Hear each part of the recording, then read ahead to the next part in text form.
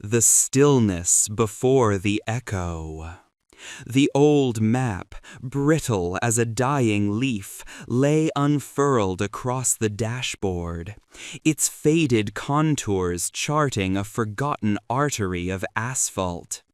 Elias Thorne traced the path with a gloved finger, the vibration of his aging Land Rover a persistent hum against his bones. Outside, the world had begun to dissolve into a perpetual twilight, even though the sun had barely crested its midday arc. A thick, unyielding fog, smelling of damp earth and distant, decaying vegetation, had swallowed the winding, unpaved track whole, leaving only the immediate tunnel of the vehicle's high beams to guide him. This was the fringe of civilization, where the wilderness gnawed at the edges of memory, and the Blackwood Sanatorium, his destination, was its long-forgotten molar. Elias was a man sculpted by shadows and silence. An architectural historian by trade, he possessed a peculiar fascination with structures that had outlived their purpose, places where the very stones seemed to absorb and radiate the echoes of their past inhabitants. He sought not just blueprints and historical records, but the visceral imprint of human experience. Blackwood, with its notorious reputation for medical innovation and eventual abrupt abandonment, had beckoned him for months, a silent, festering wound on the landscape. Local legends, whispered in taverns far too distant to be truly concerned, spoke of lingering sorrows, of a chilling, pervasive presence. Elias, ever the pragmatist, filed such tales under atmospheric embellishments, yet a sliver of primal apprehension always accompanied him into these derelict mausoleums of time. The track narrowed further, the encroaching forest forming a skeletal archway overhead. Bare branches, slick with moisture, scraped against the rover's roof, a chorus of dry, rasping whispers. The air grew colder, a glacial seep that no heater could fully repel. He killed the engine, the sudden silence deafening, broken only by the rhythmic tick of cooling metal and the distant, mournful sigh of the wind through unseen pines. Blackwood was here, somewhere beyond the shifting veil of mist. He could feel its oppressive weight, a profound, unbreathing presence that pressed against the very fabric of the air. He stepped out, the ground beneath his heavy boots a treacherous mosaic of broken asphalt and waterlogged leaves. The cold bit immediately, a sharp, unwelcome kiss on his exposed skin. He adjusted the brim of his wide-brimmed hat, securing the camera bag slung across his chest, and tightened the straps of his backpack, which contained his survey equipment, a powerful flashlight, and a thermos of lukewarm coffee. The fog was a living entity here, swirling and coalescing, obscuring the path a mere 10 feet ahead. He moved with a practiced gait, slow and deliberate, his gaze sweeping the spectral landscape. And then it rose before him. A colossal, Gothic silhouette, blacker than the fog itself, seemed to materialize from the vapor. The Blackwood Sanatorium. It was less a building and more a jagged, decaying monument to despair. Its once grand facade, now a canvas of peeling paint and crumbling stone, stretched upwards into the murky sky, punctuated by rows of vacant, shattered windows that resembled hollow, staring eyes. Vines, thick as anaconda coils, snaked across the grimy brickwork, reaching like grasping fingers towards the broken eaves. Moss, a virulent green, clung to every crevice, weeping moisture onto the scarred stone. The main entrance, a cavernous archway, was choked with rusted iron gates, twisted and mangled as if in a forgotten struggle. A shiver, not entirely from the cold, traced its way down Elias's spine. The place radiated an ancient, potent sorrow. There was no sound save for the persistent, low moan of the wind, a sound like a breath held too long, then released in a slow, agonized sigh. Even the birds, he noted, seemed to avoid this patch of wilderness. He circled the perimeter, his heavy boots crunching on fallen debris, the only audible intrusion into the oppressive quiet. The sheer scale of the neglect was astounding. This wasn't just abandonment. It felt like an intentional erasure, a desperate attempt by the world to forget the horrors contained within. He found his entry point on the west side, where a section of a brick wall had collapsed, creating a jagged aperture barely wide enough for a man to squeeze through. The gap was fringed with thorny brambles, their sharp points glinting malevolently in the dim light. He paused, taking a deep, fortifying breath that tasted of damp earth and something else, something metallic and faintly sweet, like old blood. This was always the threshold, the moment of commitment. Once inside, the external world would recede, replaced by the specific, suffocating reality of the derelict. He pushed aside the thorny branches, wincing as a sharp barb caught his jacket and squeezed through the opening. The interior air was instantly different. Colder, heavier, and thick with the scent of mildew, dust, and something indescribably stale, like imprisoned time. His powerful headlamp cut a searing swath through the absolute darkness, revealing an immediate landscape of ruin. He stood in what appeared to be a service corridor, its linoleum floor warped and buckled, covered in a thick layer of fine, gray dust. Peeling paint hung in leprous sheets from the walls, revealing older layers of institutional green and faded beige. Water stains bloomed on the ceiling like malignant fungi. He took another slow breath, listening. The silence inside was profound, a vacuum that seemed to actively absorb all sound. Even his own breathing seemed unnaturally loud, a rasping intrusion. He moved forward, his footsteps echoing hollowly, each sound amplified, scrutinized by the oppressive quiet. The corridor stretched interminably, lined with darkened doorways, their frames warped and splintered. His light played across a reception area, a vast space where a grand counter, now splintered and covered in pigeon droppings, once stood. A brass bell, oxidized green, lay on its side, silent. A calendar, still clinging to a nail on the wall, showed the date June 1968. He traced the faded numbers with a gloved finger. 55 years. 55 years of silence, decay, and forgotten narratives. He was meticulous in his initial survey, his camera clicking softly, capturing the stark beauty of the ruin. He noted the architectural details, the materials, the structural integrity. His professional eye sought patterns, clues to the building's history. But underneath the detached observation, a subtle unease began to curdle in his gut. It wasn't just the cold, which seemed to seep into his very bones, or the pervasive scent of decay. It was the quality of the silence. It wasn't empty, it felt occupied.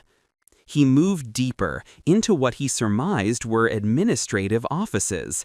Desks lay overturned, chairs lay shattered, their stuffing spilling like forgotten entrails.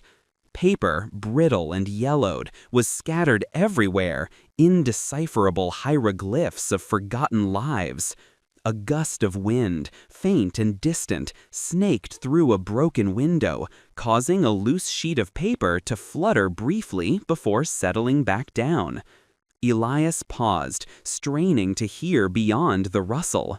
Nothing, just the wind, he told himself, the settling of an old building.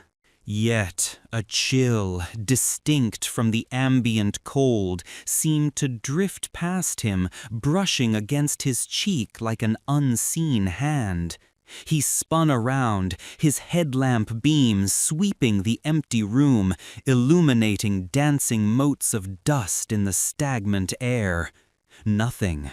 His mind, ever the rationalist, sought explanations. A draft. His imagination overactive in the silence. He shivered, pulling his jacket tighter. He pushed open a heavy wooden door, its hinges screaming a rusty protest that echoed down the long corridor before being swallowed by the pervasive silence. This room was different. It was larger, perhaps a waiting room, with rows of skeletal chairs facing a blackened fireplace. The air here was even colder, a damp, heavy chill that clung to the skin. And for the first time he heard it, a faint, rhythmic drip, drip, drip, from somewhere deeper within the structure. It was an insidious sound, marking the slow, inexorable decay of the building, but it also seemed to mark the passage of something else, something unseen. As he stood there, listening to the monotonous cadence of the dripping water, a new sound manifested. It was faint, barely perceptible, woven into the fabric of the wind's low murmur. A whisper. Not a distinct word, but the undeniable sound of a breathy, drawn-out utterance, like dry leaves skittering across a vast, empty floor, or a sigh caught on the very edge of hearing. It seemed to emanate from the shadowed corridor beyond the waiting room, a corridor that plunged into absolute darkness, even his powerful beam struggling to penetrate its depths. Elias froze, every nerve ending tingling. His professional detachment, his pragmatic veneer began to crack. He was no longer just an observer. The sanatorium had acknowledged his presence. The whisper was gone as quickly as it had come, leaving behind only the relentless drip and the pervasive, heavy silence. But the feeling remained, a cold, undeniable certainty that he was no longer alone in the Blackwood Sanatorium. Something had stirred, something had awakened, and it was watching him from the darkness. The whisper, a phantom breath on the periphery of hearing, had receded, leaving Elias stranded in an amplified silence. His heart hammered a frantic rhythm against his ribs, a drumbeat in the vast, cold stillness. The rational part of his mind, the historian, the structural analyst, screamed for an explanation. A trick of the wind, the creaking of ancient timber, the insidious power of suggestion in such a desolate place. But the primal part, buried deeper, knew better. It recognized the prickle of awareness that was not his own, the distinct chill that lingered not just in the air, but within him. He stood motionless, his powerful headlamp fixed on the dark corridor from which the sound had seemed to emanate. The beam cut a stark, almost violent path through the gloom, but the corridor swallowed its light, remaining an inscrutable maw. The persistent drip, drip, drip of water echoed from its depths, a morbid metronome counting out the slow decay of both brick and time. With a conscious effort, Elias forced himself to move. Each step was deliberate, his heavy boots scuffing against the debris-strewn floor, the sound unnaturally loud in the oppressive quiet. The air grew thicker, heavier, laden not just with the scent of mildew and dust, but with something else. A faint metallic tang, like old pennies, mixed with a cloying medicinal sweetness that turned his stomach. It was the scent of a hospital, yes, but one that had been left to fester, its sterile intentions warped by the passage of decades. He entered the corridor. The walls here were a darker, more institutional shade of green, now mottled with black mold and spiderwebs that hung like tattered shrouds. Empty rooms branched off on either side, their doors ajar, revealing interiors plunged into utter blackness beyond the reach of his lamp. Elias swept his beam into each one, revealing more overturned furniture, shattered glass, and the ubiquitous layer of fine gray dust that coated everything. It was like walking through a fossilized moment, a sudden, inexplicable cessation of life. The dripping sound intensified, leading him deeper. It was coming from a side room, its door hanging precariously from a single hinge. Elias pushed it open slowly, the rusty groan a harsh counterpoint to the water's cadence. His light revealed a small tiled room, perhaps a utility closet or a rudimentary examination room. A porcelain sink, stained brown with mineral deposits, was attached to the wall, and from a rusted faucet, a single, relentless drop of water fell into the basin, creating a small, stagnant pool. The source of the drip, mundane yet disquieting in its solitary rhythm. But it wasn't the drip that held his attention. On the tiled floor, beneath a broken window, was a small, child-sized wooden doll. Its painted face was cracked and peeling, one glass eye missing, the other staring vacantly upwards. Its fabric clothes were faded and torn, and its small wooden limbs were arranged in an unnatural, twisted posture, as if thrown there in a fit of pique. A doll in an abandoned sanatorium, specifically in a seemingly sterile, forgotten room. Elias felt a cold knot tighten in his gut. This was not a place for children. Blackwood was known for treating adults with various mental afflictions, not for pediatric care. He photographed it, the click of the shutter a sharp, incongruous sound. As he straightened, a low, almost imperceptible tremor vibrated through the floor. It was not the structural groaning of an old building. It was a deeper, more resonant thrumming, a low-frequency rumble that seemed to emanate from beneath his feet, a silent roar that vibrated through the very air, settling in his bones. It was the kind of sound one felt more than heard, a profound disturbance in the earth itself, yet localized, contained within the walls of the sanatorium. He held his breath, straining to identify the source, his senses on high alert. The rumble faded as quickly as it had begun, leaving him with an unsettling sense of disorientation. He moved on, the image of the doll imprinted on his mind, a silent question mark in the oppressive narrative of the building. The corridor opened into a vast, cavernous space. This was clearly a ward. The sheer scale was breathtaking and terrifying. Rows upon rows of rusted bed frames, stripped of mattresses and bedding, stretched into the receding darkness, each frame a skeletal ghost of suffering. The room was choked with the same pervasive dust, the air thick with it, sparkling in his headlamp beam like suspended particles of dread.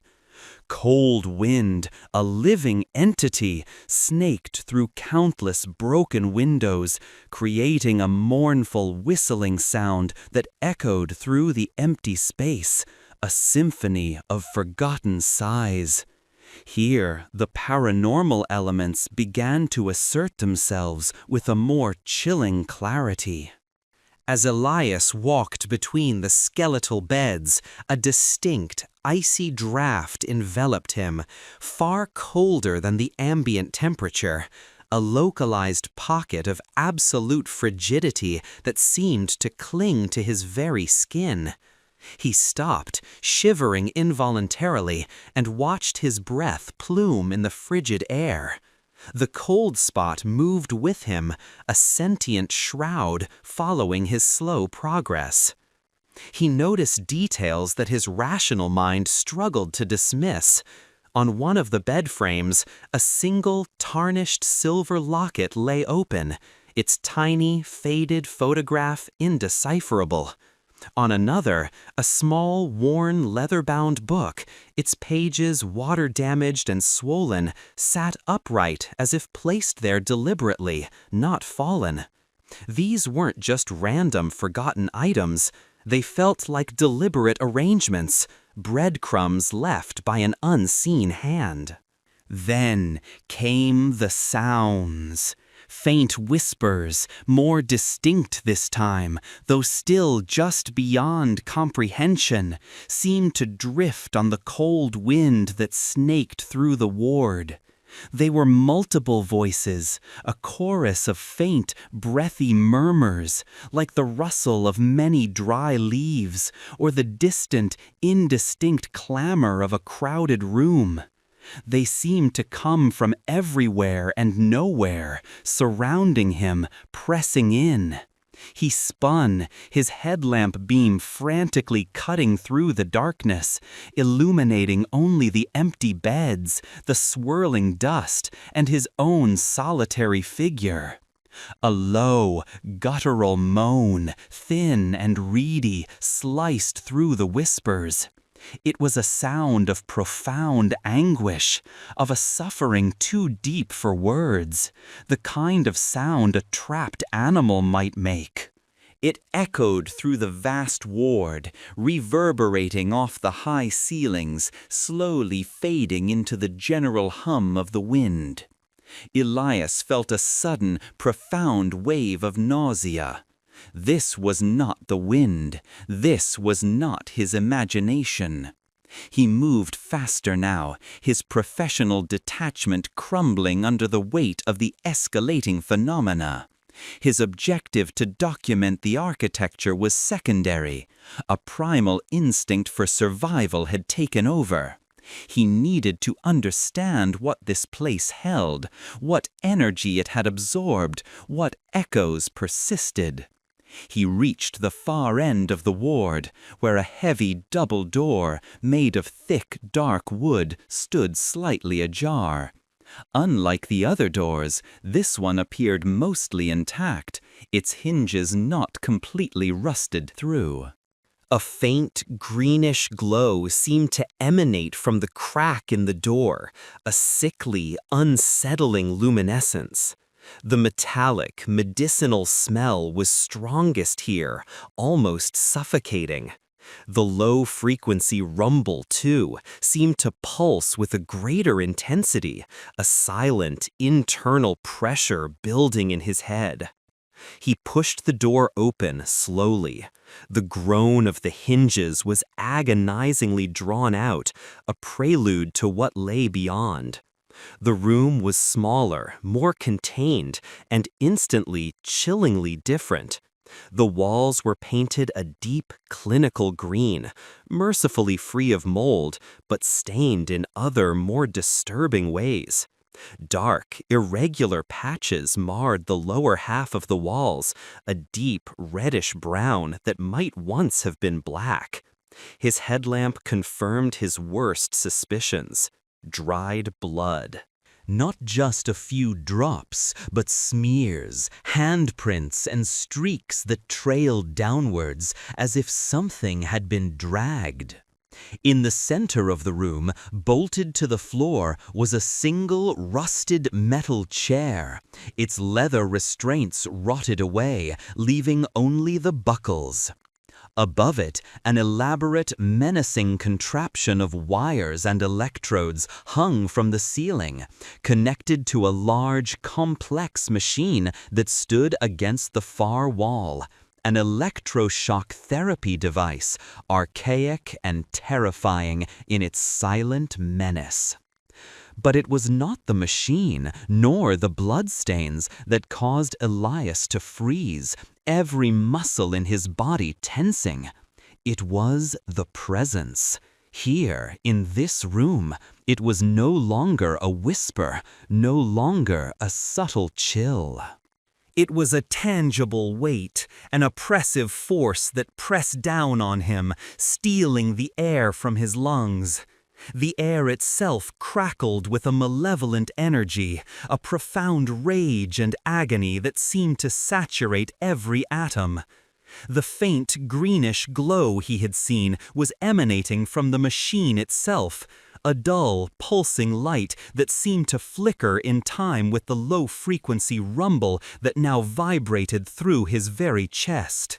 Then, from the rusted metal chair, a voice, clear and distinct this time, though still breathy, like a wind passing through dry reeds, spoke.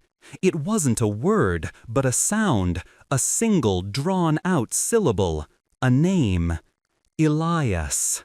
His own name, spoken from the empty chair, in a voice that was both ancient and young, filled with an unbearable, suffocating sorrow. Elias felt the blood drain from his face, his skin prickling with ice.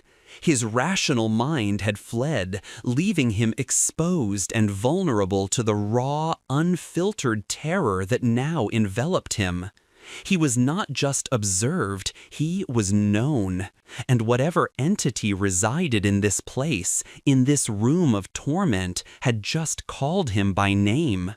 The faint, sickly green light from the electroshock machine pulsed brighter, then dimmed, as if drawing a breath.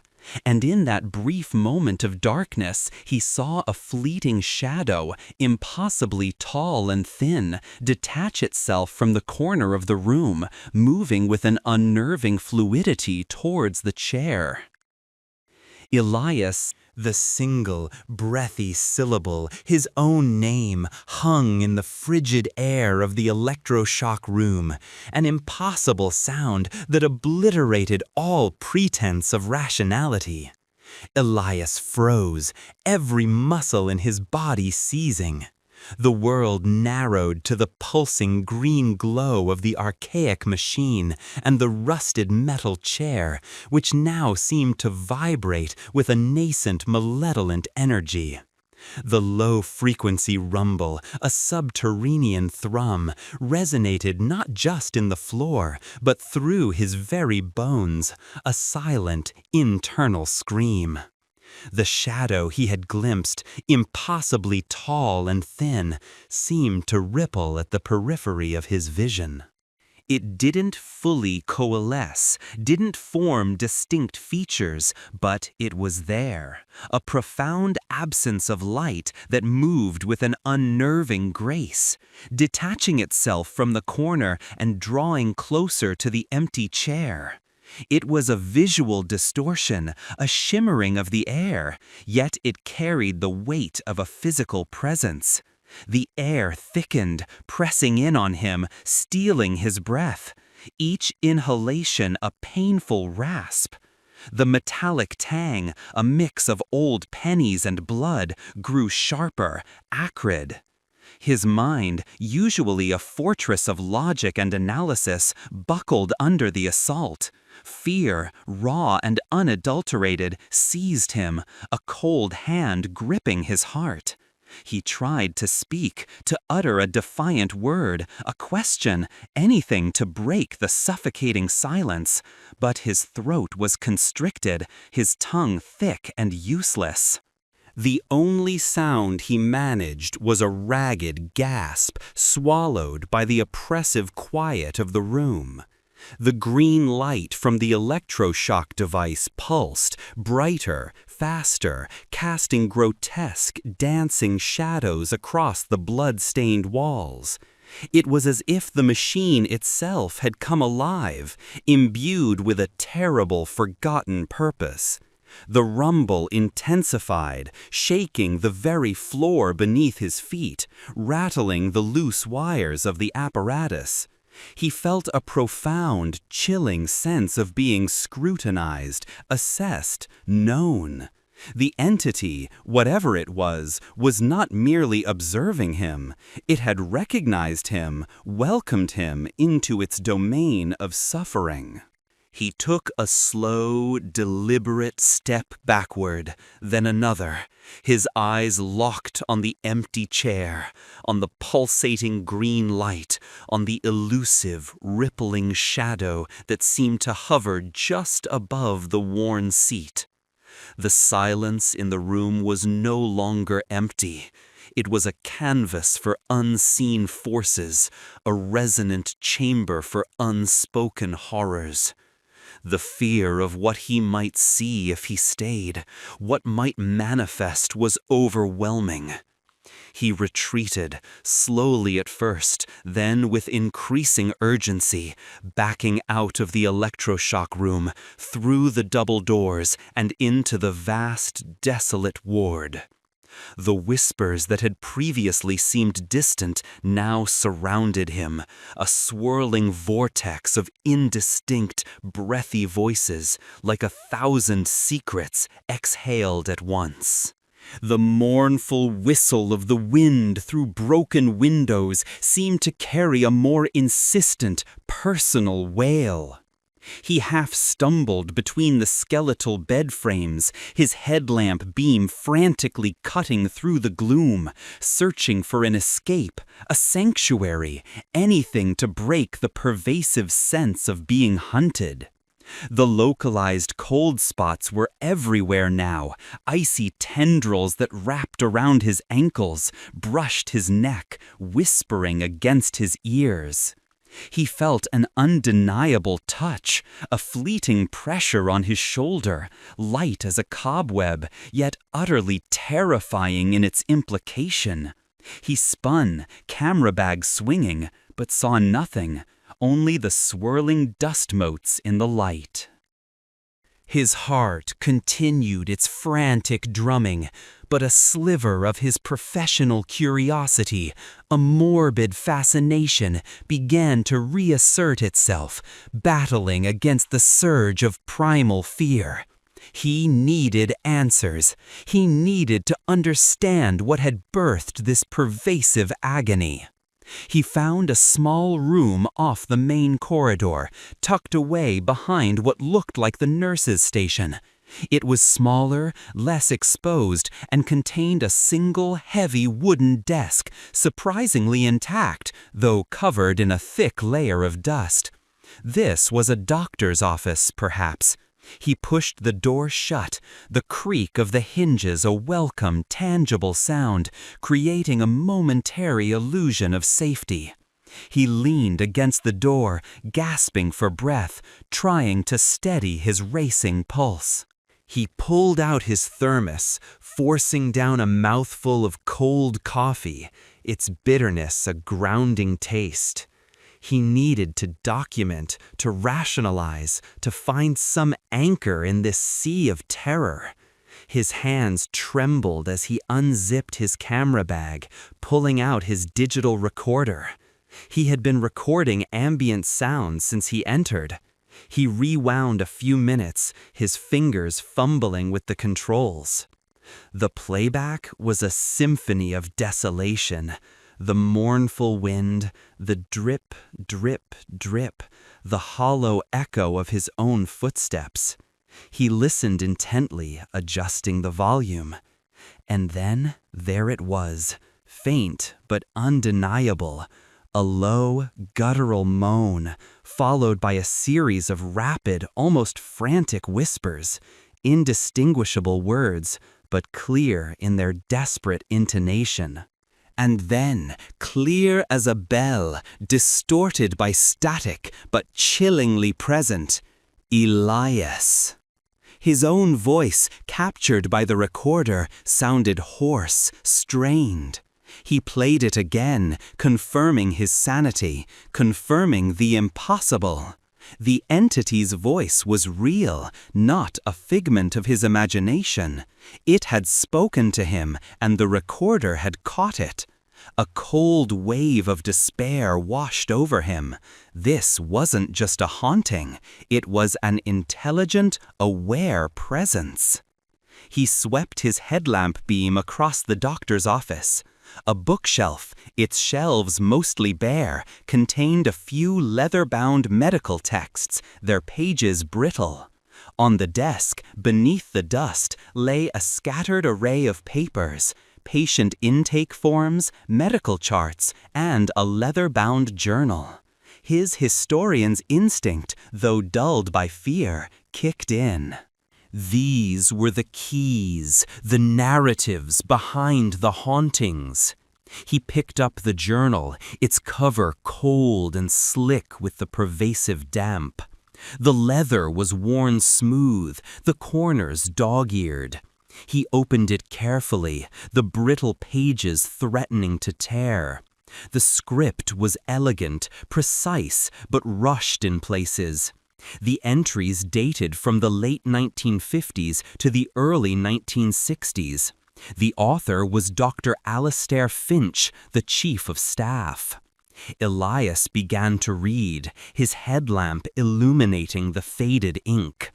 Dr. Finch wrote of the sanatorium's progressive treatments, its dedication to unraveling the complexities of the human mind. But as Elias delved deeper, the tone shifted. Entries spoke of uncooperative patients, unforeseen complications, and a growing frustration with recalcitrant cases. He found mentions of experimental therapies, specifically a focus on high-frequency neural modulation for patients deemed beyond conventional help. The electroshock machine, he realized, was not merely a treatment, it was a tool for radical, perhaps unethical experimentation. One particular entry, dated October 1961, made the blood run cold. Subject 734, adolescent male, unresponsive to all conventional treatments, displays extreme psychomotor agitation, delusions of persecution, and violent outbursts. Family is desperate. Initiated neural modulation therapy. Initial results unpredictable. Subject reports seeing shadows, hearing voices that speak his name. Claims they are inside the machine. Delusional, of course. Dosage increased. Sedation required post-treatment due to heightened distress. Elias felt a prickle of gooseflesh. Subject 734, an adolescent, the doll, The child-sized doll in the utility closet. His mind raced, connecting the threads. This sanatorium wasn't just for adults, and the shadows and voices that spoke his name, it mirrored his own terrifying experience. He continued to read, the journal becoming a chilling testament to escalating desperation and a profound lack of empathy.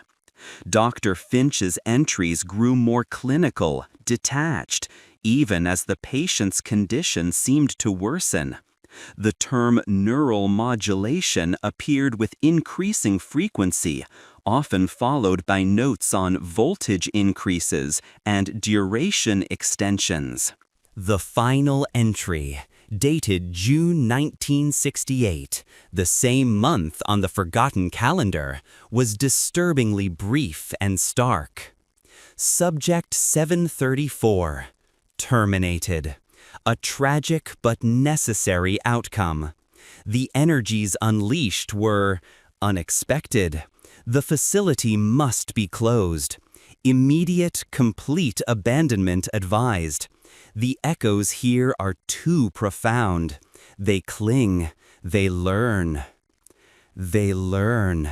The words echoed in Elias's mind, a cold, insidious truth. The entity had learned his name. It had learned to speak. The low-frequency rumble, which had receded slightly while he was reading, began to pulse again, subtly at first, then with increasing intensity. The air in the small office grew heavy, thick with the metallic, medicinal scent, now laced with something else. A faint, almost imperceptible smell of ozone, like burnt hair or scorched electronics. The journal slipped from Elias's numb fingers, clattering onto the dusty desk. He looked up, his headlamp beam sweeping the small room. The shadows in the corners seemed deeper, more opaque, as if consuming the light. The silence, so recently a brief respite, now felt like a suffocating shroud. He was no longer just an observer. He was a participant in the sanatorium's grim narrative. A faint scratching sound began, emanating from behind the far wall of the office. A slow, deliberate scritch, scritch, scritch, as if something with long, sharp nails was dragging itself across rough stone. It was a sound that evoked images of desperate confinement, of a creature trapped and trying to claw its way out. The sound moved, slowly, deliberately, along the wall, then seemed to descend. Elias's gaze fell on a small, rusted grate set into the floor in the corner of the room, a vent leading into the bowels of the building. The scratching sound was growing louder, emanating directly from beneath it, accompanied by a faint guttural breathing, a wet, rasping inhale and exhale. He could feel the low-frequency rumble vibrating up through the floor, pulsing in sync with the breathing. Something was down there. Something was moving. Something was trying to get out, or perhaps get in.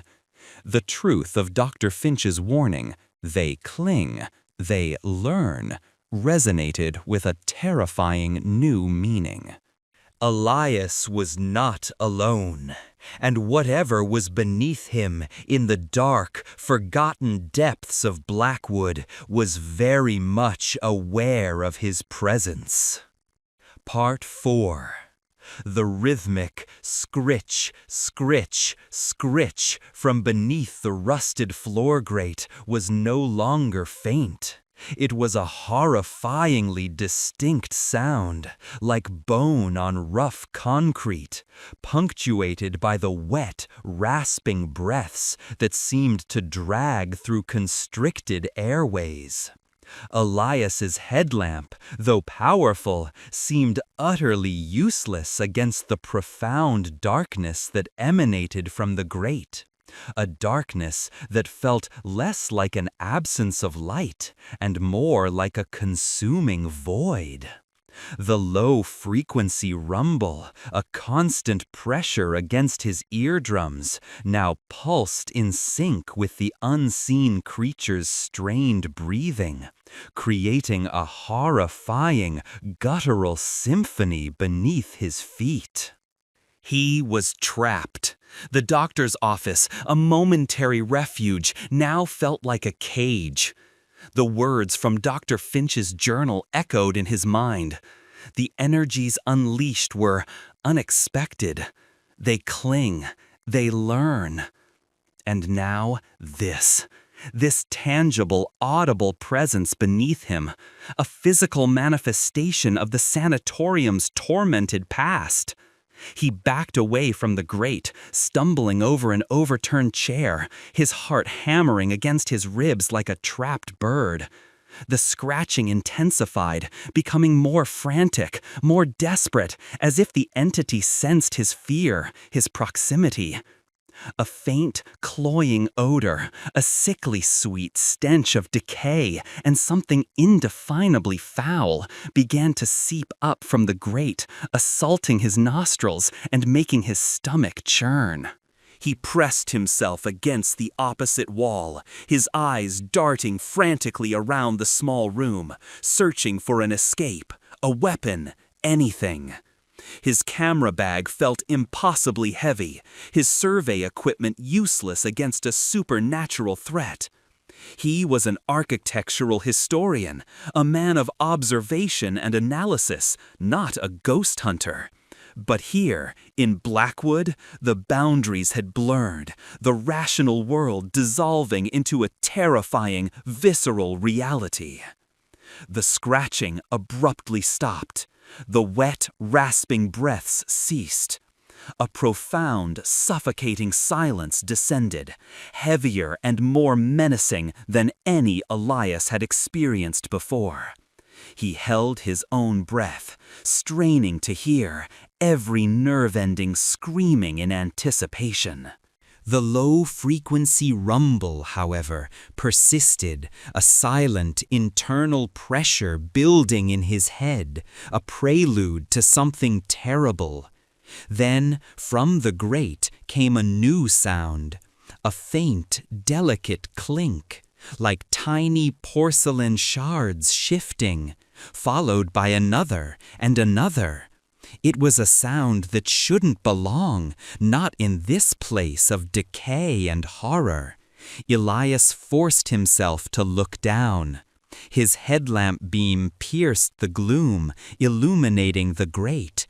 And there, slowly, one by one, tiny bleached white fragments began to appear through the gaps in the rusted metal. Fingernail fragments. Human fingernail fragments, and then a small, polished disc, perfectly round, like a button, but gleaming with an unnatural, glassy sheen. A doll's eye, the other one. From the child-sized doll he had seen in the utility closet. A cold, undeniable certainty seized Elias. Subject 734, the adolescent boy. He hadn't just terminated, he had been consumed. Or perhaps he had become this. The entity beneath the floor was not merely an echo, it was the lingering, festering essence of a tortured soul, twisted and warped by years of neural modulation and abandonment. It was the subject, trapped and transformed, now reaching out. A sudden, sharp, metallic clang reverberated through the room, originating from the main corridor. It sounded like a heavy, rusted door slamming shut, or perhaps a piece of equipment being violently thrown. The sound was too loud, too deliberate to be merely the building settling. It was an aggressive, territorial noise. Elias spun towards the office door, his heart leaping into his throat. He had closed it, but now a thin sliver of light, not from his headlamp, but a faint greenish hue, was seeping from beneath the door. The same unsettling glow he had witnessed from the electroshock machine. The entity wasn't just beneath him, it was also outside, in the corridor. He was being flanked. The silence returned, but it was pregnant with menace, crackling with an unseen energy. The low-frequency rumble intensified, making the floor beneath him tremble. He felt a profound sense of pressure, a physical weight pressing down on his skull, as if his very mind was being compressed.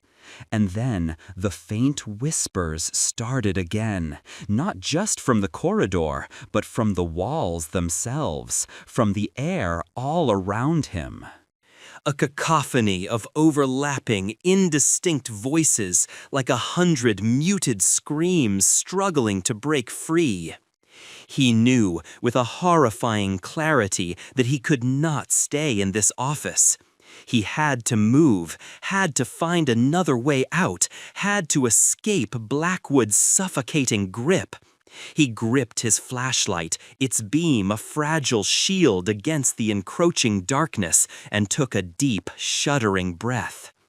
He tried the door handle, his hands slick with cold sweat. It was stuck. Not just jammed by rust, but as if something was holding it from the other side. He pulled, he pushed, he rattled it with increasing desperation, but it remained stubbornly closed. The faint green light beneath the door pulsed, brighter now, illuminating the dancing motes of dust in the air. A sudden jarring shift occurred. The low-frequency rumble, which had been a constant, deep thrum, now began to fluctuate, rising and falling in intensity, almost like a heartbeat. Thrum, thrum, thump. And with each thump, a faint, ghostly image seemed to flicker at the very edge of his vision, in the shadowy corners of the room. Not a solid manifestation, but a translucent shimmer, a fleeting distortion of the air, impossibly tall and gaunt, with long, grasping appendages. It was the shadow he had seen in the electroshock room, now multiplied, surrounding him. The whispers grew louder, more insistent, weaving themselves into a tapestry of barely discernible words. He heard his name again, Elias, drawn out and mournful, followed by other fragmented utterances. Help me, pain, alone.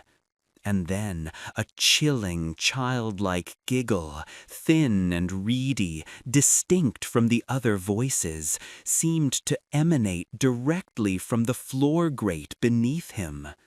He staggered backward, away from the grate, away from the door, his mind screaming for escape. His eyes fell on the broken window, its jagged shards like teeth against the gray, fog-shrouded exterior. It was his only chance. He grabbed a heavy metal paperweight from the desk, its weight reassuring in his trembling hand. He lunged towards the window, intending to smash out the remaining glass. But just as his arm was raised, a profound chill, an arctic blast that stole his breath, enveloped him. The green light beneath the door intensified to a blinding glow, and the entire room was plunged into an unnatural, absolute darkness as his headlamp flickered, then died. He was in total darkness, blind, deafened by the ringing in his ears, by the frantic pounding of his own heart. The whispers erupted into a full-blown cacophony, a swirling vortex of agony and rage, tearing at the edges of his sanity. He felt the cold touch again, not a fleeting brush, but a firm, icy grip on his arm. Then another on his leg. He was being held. A low, guttural growl, not human, not animal, but something ancient and malevolent, vibrated through the darkness, directly in his ear. And then a single, guttural word, not a whisper, but a harsh, grating utterance, like dry bone grinding against bone. Stay. The grip on his arm tightened, impossibly strong, impossibly cold. He struggled, thrashing blindly in the suffocating darkness, but the entity, or entities, held him fast. He could feel their presence all around him, pressing in, an invisible, crushing weight. The air was thick with the foul, decaying stench, and the taste of ozone was now acrid on his tongue. He gasped, fighting for breath, his lungs burning.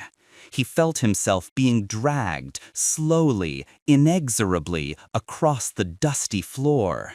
He tried to resist, digging his heels in, but it was futile. He was being pulled towards the floor grate, towards the source of the scratching, towards the hidden depths of Blackwood Sanatorium. He could hear the faint, delicate clink of the fingernail fragments again, closer this time, just inches from his face. The whispers faded, replaced by that chilling, reedy giggle, a sound of pure, unadulterated malice. His fingers scraped against the rough wood of the desk, then against the cold, tiled floor as he was pulled further. He knew where they were taking him, to the lower levels, to the place where Subject 734 had been terminated, to the source of the low-frequency rumble, the silent, internal scream of the building itself. He felt a searing pain as his head struck something hard and sharp. The world swam, then dissolved into a swirling vortex of blackness, punctuated by the pulsing green light of the electroshock machine, now impossibly close. The last thing he heard before the darkness claimed him completely was the reedy, childlike giggle echoing endlessly in the confines of his fading consciousness, a chilling promise of what awaited him in the abyssal depths. Part 5. The darkness that swallowed Elias was absolute. A profound, crushing void that tasted of ozone and decay. His head throbbed, a dull, agonizing ache that resonated with the incessant low-frequency rumble now pulsing through his very skull. He drifted in and out of consciousness, fragments of sound and sensation piercing the black. The wet, rasping breaths, closer now. The chilling, reedy giggle, sharp as broken glass. The relentless scritch, scritch, scritch of something dragging itself across rough stone. He felt the cold, impossibly strong grip on his limbs, the slow, inexorable pull downwards, deeper into the suffocating depths of Blackwood. When awareness finally solidified, it was not with a gentle return, but with a visceral shock. He was lying on his back, the surface beneath him cold, damp, and uneven. The air was thick, heavy, saturated with the foul, metallic stench that had grown stronger, almost suffocating.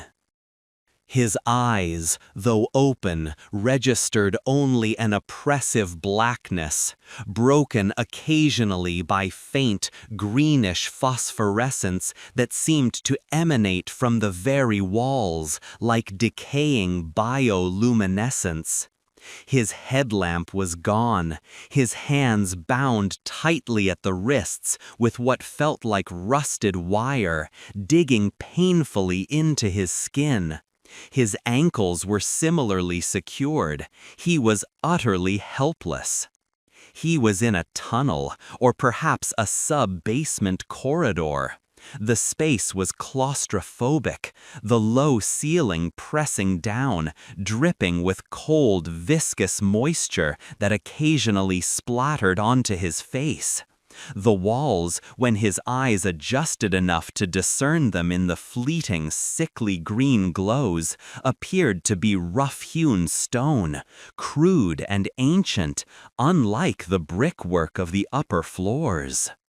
This was older, deeper, perhaps the original foundation or a forgotten service network beneath the main facility.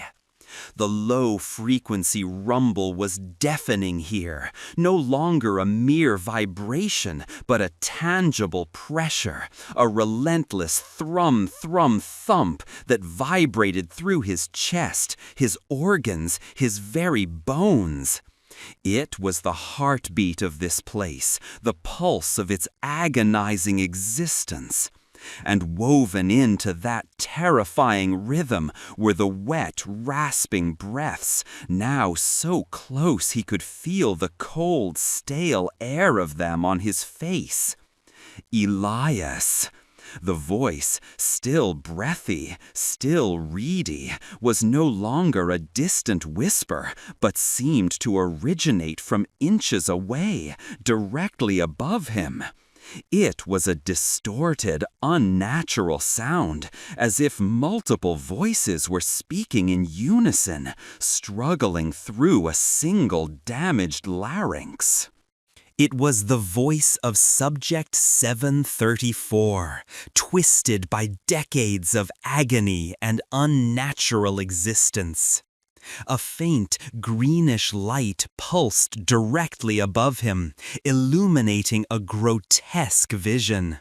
Suspended from the low, arched ceiling by thick, rusted chains was an apparatus that defied description. It was a crude, terrifying recreation of the electroshock machine from the upper floor, but made of scavenged parts.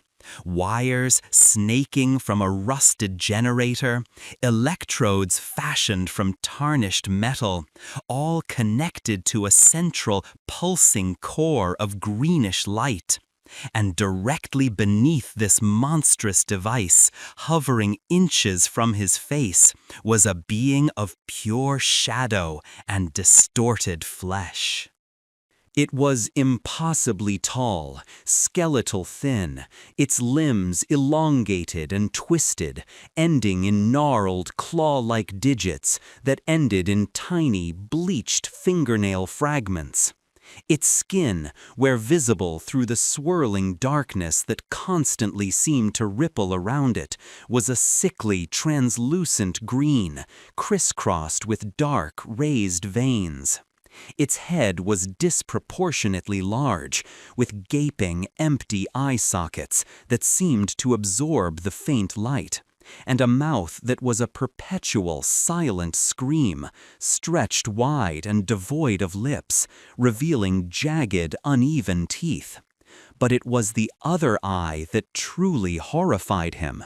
A single, perfectly round, glassy doll's eye, embedded in its forehead, staring directly at him with an unnerving, unblinking intensity. This was Subject 734, or what remained of him.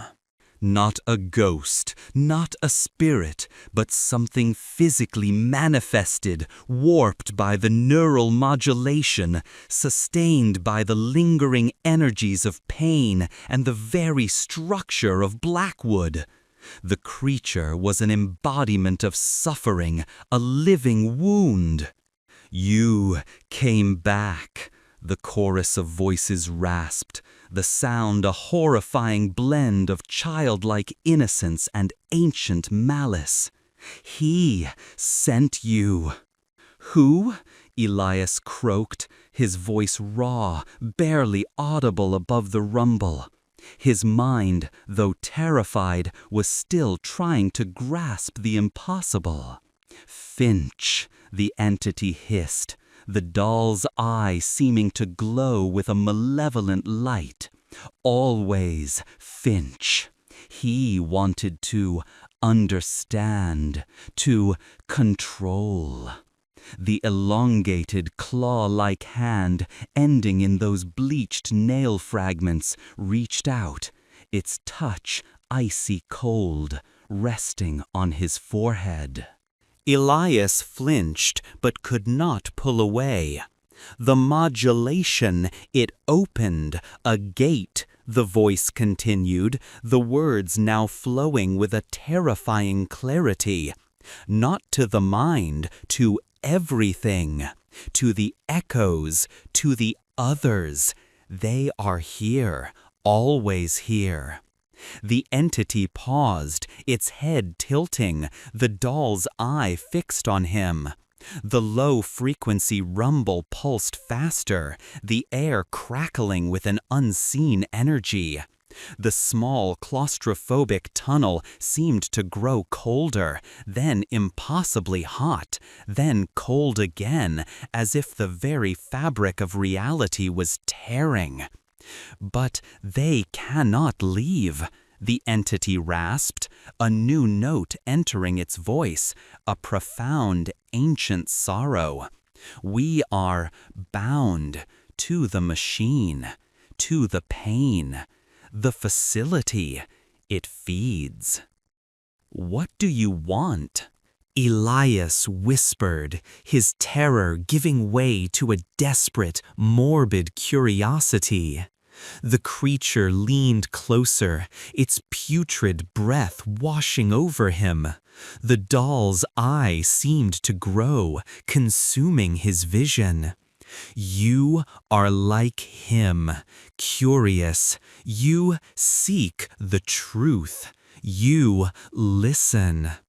A grotesque smile, a horrifying stretching of its lipless maw appeared. He wanted to silence the voices, but he only amplified them, made them ours. Then came the twist, delivered with chilling, absolute conviction. The machine, it does not heal, it does not terminate, it transfers, it binds. He never understood. He thought he was closing a gate. He was simply creating a new connection. The entity's claw-like hand moved from his forehead, tracing a path down his chest, stopping over his heart. Elias felt a searing internal cold, a sense of his very essence being probed, analyzed. "Elias, you are pure, untainted, a new vessel. We need a way out. A new connection." The sickly green light from the apparatus above intensified, bathing the creature and Elias in its ominous glow. The low-frequency rumble reached an unbearable crescendo, vibrating through every fiber of his being, threatening to tear him apart. He understood now. Dr. Finch hadn't just created a monster. He had inadvertently created a conduit, a living, sentient nexus for the tormented echoes of Blackwood. And Elias, with his insatiable curiosity for forgotten places, his willingness to listen, had become the perfect, unwitting candidate for the next stage of the entity's twisted existence. He thrashed, fighting against the rusted wires, his bound wrists chafing against the metal, but his struggles were futile. The entity's grip was absolute, its presence overwhelming. The whispers returned, a swirling chorus, not just from the entity, but from the very stone walls, from the damp air itself. They weren't just the voices of the others, they were the voices of Blackwood, eager, hungry. The creature's grotesque mouth opened wider, impossibly wide, and it leaned in further, its single doll's eye burning into his. You will be the bridge, the new conduit. We will see everything. A sharp, agonizing pain erupted behind Elias's eyes, as if 1,000 needles were being driven into his brain. His mind reeled, assaulted by a torrent of images, flashes of shadowed figures strapped to the electroshock chair, faces contorted in silent screams, the frantic, desperate clawing of fingernails against stone, the sickly green glow of the machine endlessly pulsing. He saw Dr. Finch's face, not in the journal, but vivid, horrified, as he realized the true, devastating consequence of his neural modulation. The creature began to hum, a low, guttural vibration that resonated with the facility's rumble, a terrifying lullaby of torment. Its long, skeletal fingers closed around his head, its thumbs pressing into his temples. The doll's eye pulsed, a sickly green beacon. The pain was unbearable, a white-hot agony that threatened to shatter his skull. He felt a profound shift within him, a chilling sense of something alien pressing against the very boundaries of his consciousness, pushing inwards, trying to find purchase. His own thoughts, his own memories felt like they were being sifted, analyzed, then slowly, inexorably replaced. The cold, metallic tang was now not just in the air, but on his tongue, in his throat, filling his lungs. He was drowning in it. His vision blurred, the greenish phosphorescence of the tunnel walls fading into an indistinct haze. He felt his own essence, his own identity beginning to fray, to unravel like an old, worn tapestry. He tried to scream, to fight, but his voice was gone, replaced by the chorus of whispers, now indistinguishable from his own thoughts. The last thing Elias perceived before the final consuming darkness claimed him was the faint, reedy sound of a child's giggle echoing through the tunnels, now not just around him, but within him. And then a profound silence, unbroken save for the relentless thrum, thrum, thump of the facility's eternal heartbeat, and a faint new whisper, a single drawn-out syllable, added to the myriad voices that now permeated the very stone of Blackwood Sanatorium. Elias. The old map still lay on the dashboard of his Land Rover, unfurled to a forgotten artery of asphalt. Outside, the unyielding fog had thickened even further, a shroud drawn tight around the Blackwood Sanatorium. The old vehicle sat silent, patiently waiting, its engine cold, its doors closed, its interior now forever empty. Or perhaps not entirely. For if one were to approach close enough, one might just catch, on the cold, damp wind, a faint, metallic tang, and a new, almost imperceptible whisper, weaving itself into the chorus of ancient, agonizing sighs that forever emanated from the hollow, staring eyes of the desolate monument.